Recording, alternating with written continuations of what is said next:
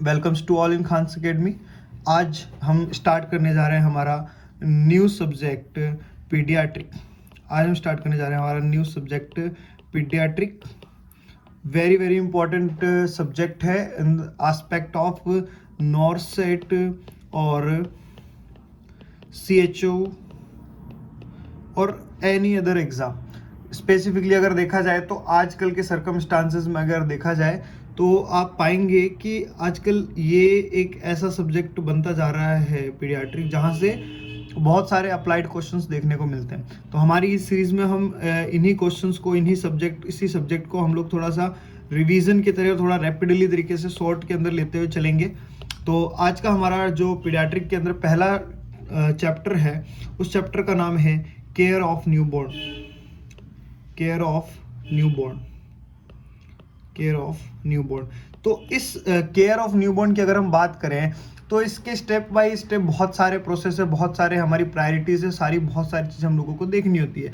तो इसी के अंदर सबसे पहला जो हमारा कोई भी केयर प्रोवाइड हम जब कर रहे हैं तो सबसे पहले जैसे ही बच्चा डिलीवर हुआ, इंट्रा यूटेराइन लाइफ से जैसे ही बाहर की लाइफ में क्या किया, हमारे इस फीटस ने एंट्री की, तो हम लोगों को सबसे पहले तो क्या करना है, उस न्यूबॉर्न का क्या करना है, असेसमेंट करना है। और असेसमेंट की अगर हम बात करें तो असेसमेंट हमारा न्यूबॉर्न केयर का पहला पार्ट है, असेसमेंट, जिसमें हम सबसे पहले जो हमारी सबसे पहली प्रायोरिटी होती है, चाहे वो न्यूबॉर्न हो या चाहे कोई भी हो, अगर हमें सबसे पहले अगर असेसमेंट करना है तो प्रायोरिटी के अकॉर्डिंग हमें सबसे पहले क्या देखना होता है, रेस्पायरेटरी सिस्टम देखना होता है। रेस्पायरेटरी सिस्टम देखना होता है, या मीन्स आप सीधा बोल सकते हैं हमें उस बच्चे का रेस्पायरेशन देखना होता है। और इसी सीक्वेंस में हम लोग क्या देखते हैं, बच्चा जैसे ही माँ के यूट्रस से बाहर आता है, हम लोग चेक करते हैं क्या, अपगार।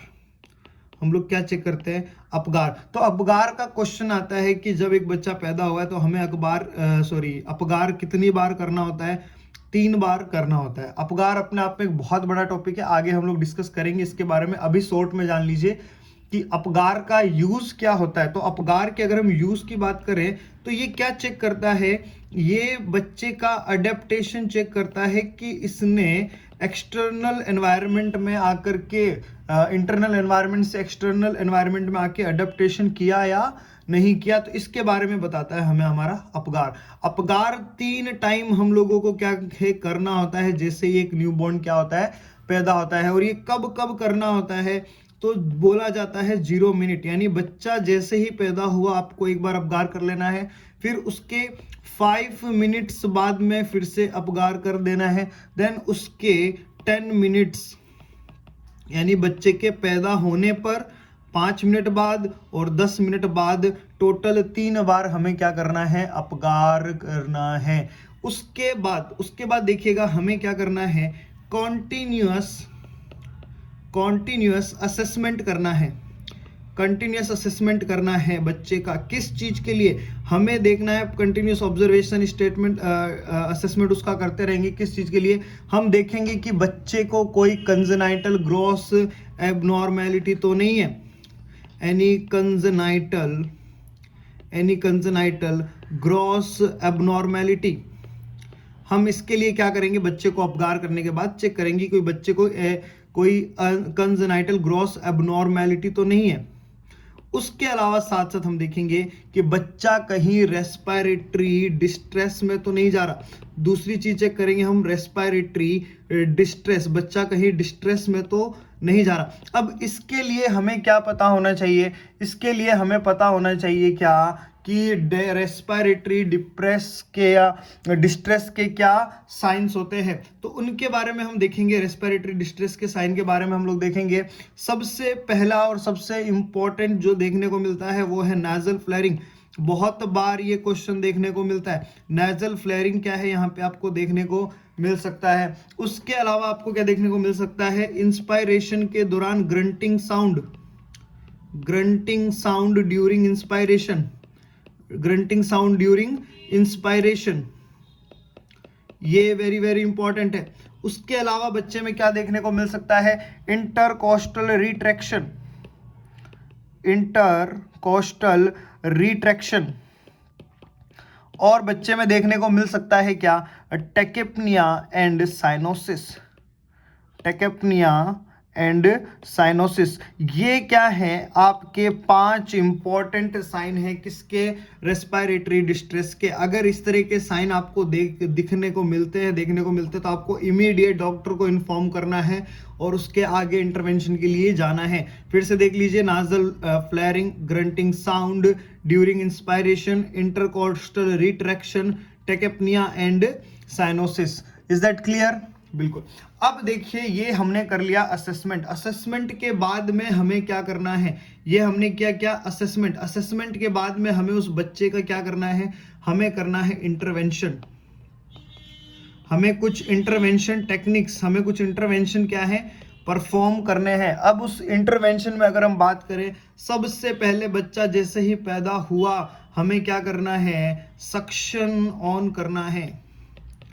हमें सक्शन क्या करना है, ऑन करना है। मैंने ये ऑन क्यों बोला है, ताकि इससे आप लोगों को ध्यान रहे कि सक्शन का सीक्वेंस क्या होता है। सक्शन का सीक्वेंस होता है, पहले हम करते हैं ओरल कैविटी का, पहले हम करते हैं किसका, ओरल कैविटी, या फिर ओरल सक्शन करते हैं। उसके बाद में हम लोग क्या करते हैं, नाजल सक्शन करते हैं। आप इतना ध्यान रख लीजिए कि सक्शन क्या करते हैं, ऑन करते हैं। आपको यहां से ध्यान में रह जाएगा, अभी पहले ओरल और पहले बाद में नाजल सक्शन। और इस सीक्वेंस का फायदा क्या है, ये सीक्वेंस क्यों यूज किया जाता है, टू प्रिवेंट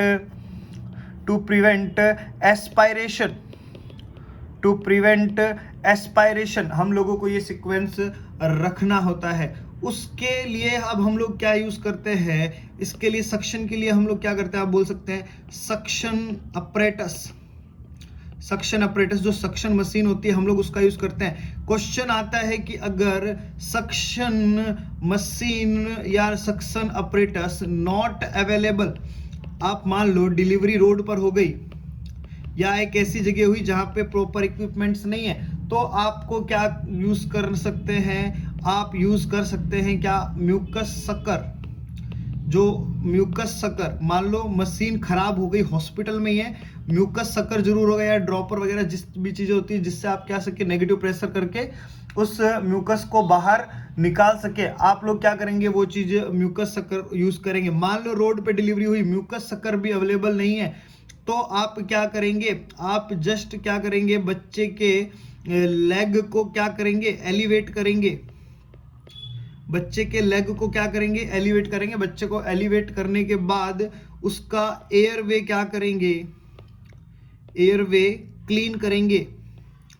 एयरवे क्लीन करेंगे with clean cloth, clean cloth. समझ रहे हैं? देखिए, सक्शन मशीन से पहले तो हमें सक्शन करना है। अगर सक्शन अपरेटस अवेलेबल नहीं है, मान लो मशीन खराब है हॉस्पिटल में, तो म्यूकस शक्कर का यूज कर सकते हैं। यहां पर म्यूकस शक्कर के साथ साथ एक और चीज यूज की जा सकती है, एसेप्टो सिरिंज।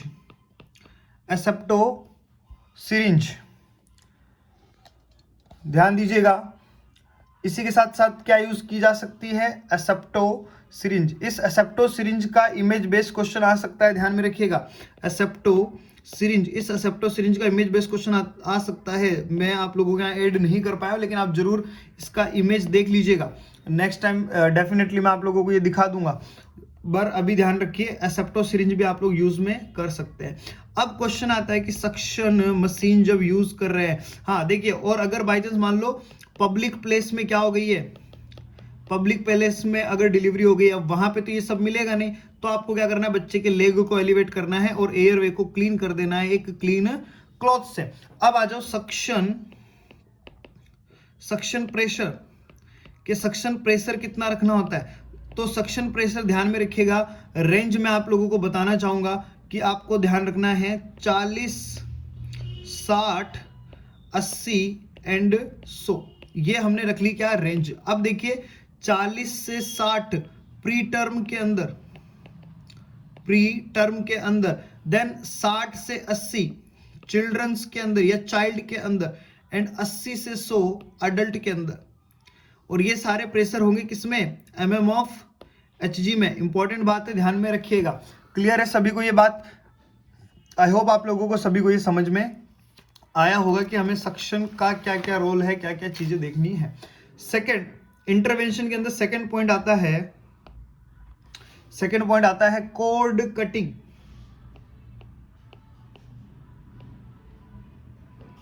Code cutting. अब देखिए कोर्ड कटिंग का क्या सीन है। कोर्ड कटिंग में ध्यान रखिएगा, मान लो ये है फीटस, मान लो ये है क्या, फीटस, और ये है क्या, मदर, और ये मदर से लगी हुई है क्या, अम्बलाइकल कोर्ड, और इधर ये बच्चे से कनेक्टेड है क्या, अम्बलाइकल कोर्ड। तो हमें क्या करना है, हमें क्या करना है, बच्चे से तो 2.5 सेंटीमीटर की डिस्टेंस पे क्या करना है, क्लैंप लगाना है, और मां से 5 सेंटीमीटर पे, मां से 5 सेंटीमीटर से क्या करना है, हमें क्लैंप लगाना है। यानी मां के थ्रू जो अम्बलाइकल कोर्ड वेजाइना के थ्रू आ रही है वहां पे 5 सेंटीमीटर पे क्लैंप लगाना है, और बच्चे से 2.5 सेंटीमीटर पे क्लैंप लगाना है, और इसको मिडल से क्या करना है, कट करना है। अब इन दोनों में जितना भी पोर्शन बचा उसके मिडल से हमें क्या करना है, इसको कट करना है। तो इस तरह से आप देखेंगे कि रिमेन अम्बलाइकल कोर्ड कितनी रह जाएगी, remain umbilical cord approx 3 to 4 centimeter क्या है वहां पे रह जाएगी, जिसे हमें क्या कर देंगे, बेंड करके वहीं पे छोड़ देना है। क्लियर है। अब क्वेश्चन आता है, अगर बच्चा क्या है, हाई रिस्क है, मीन्स मान लो वो बच्चा जो पैदा हुआ है वो हाई रिस्क प्रेगनेंसी का था, हाई रिस्क प्रेगनेंसी का था, तो हमें क्या करना है, तो हमें कोर्ड क्या करनी है, 8 सेंटीमीटर छोड़नी है, रिमेन 8 सेंटीमीटर कोर्ड को क्या करना है, हमें 8 सेंटीमीटर की लेंथ पहन की। ये आपको ध्यान रखना है कि आप जो कोर्ड है वो 8 सेंटीमीटर आपको रिमेन करके रखनी है, क्योंकि ये क्या है, बेस्ट साइट है, बेस्ट साइट फॉर कैन्युलेशन, ये क्या है, जो न्यूबॉर्न है उसमें बेस्ट साइट फॉर कैन्युलेशन आपको देखने को मिलेगी। तो ये होता है हमारा क्या, अम्बलाइकल कोर्ड कटिंग। देन आता है रूटीन केयर। तीसरा पॉइंट हमें देखना है रूटीन केयर। तो रूटीन केयर में ध्यान रखिएगा, हमें क्या करना है, रूटीन केयर में आपको सबसे पहले देखना है, क्लीन करना है न्यूबॉर्न को। एक ड्राई क्लॉथ से हमें बच्चे को क्या करना है, क्लीन करना है, clean newborn by dry cloth से हमें क्या करना है, बच्चे को पोंछना है, क्योंकि बच्चा जब पैदा होगा पूरा क्या होगा, वेट होगा, और वो अगर वेट होगा तो उसकी बॉडी टेम्परेचर क्या करेगी, उस वेट को ड्राई करने के लिए बॉडी टेम्परेचर यूज करेगी, और बच्चा जाएगा कहाँ, हाइपोथर्मिया में। तो उस चीज से प्रिवेंट करने के लिए हम क्या करते हैं, न्यूबॉर्न को ड्राई क्लॉथ से पहले ही पोंछ देते हैं, टू प्रिवेंट फ्रॉम हाइपोथर्मिया। उसके अलावा आप लोग यहाँ पे क्या यूज कर सकते हैं, बच्चे को रेडिएंट वार्मर में रख सकते हैं, बच्चे को रेडिएंट वार्मर में रख सकते हैं। एंड थर्ड वन, हम क्या करना है, हमें एडमिनिस्टर करना है विटामिन के, हमें एडमिनिस्टर करना है विटामिन के। अब इंपॉर्टेंट बात आती है, डोज क्या रखनी है यहाँ पे विटामिन के की, तो याद रखिएगा डोज हमें ध्यान में देनी है 1 mg